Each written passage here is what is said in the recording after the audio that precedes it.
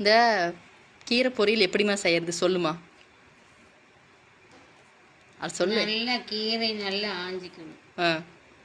ஆஞ்சி சுத்தம் பண்ணிட்டு அப்புறம் வெங்காயம் இவ்வளோ வெங்காயம் நல்லா பொடியாக அரிஞ்சிட்டு இவ்வளோ எண்ணெய் ஊற்றணும். கொஞ்சமாக வேணா ஊற்றிக்கலாம், அது சாப்பிட முடியாது எண்ணெய் இருந்தால்.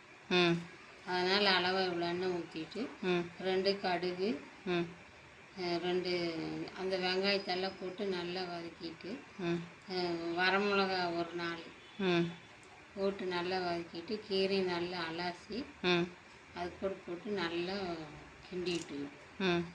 அப்புறம் கிண்டி விட்டு நல்லா அந்த இந்த மாவு சோடா இருக்குல்ல, ஆமாம், ஒரு துளி போட்டுக்கணும். போட்டோம்னா அது வந்து கலர் மாறாது, நல்லா இருக்கு ஃப்ரெஷ்ஷாக.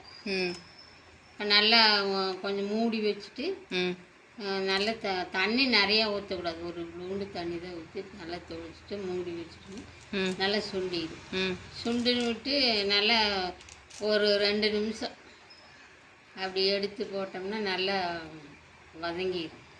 நல்லா இவ்வளோ தேங்காய் நல்லா திருவிட்டு உப்பு போட்டுக்கும், உப்பு கொஞ்சம் போட்டு நல்லா திருவிட்டு அதை கொட்டி இது பண்ணோம்னா சூப்பராக இருக்கும்.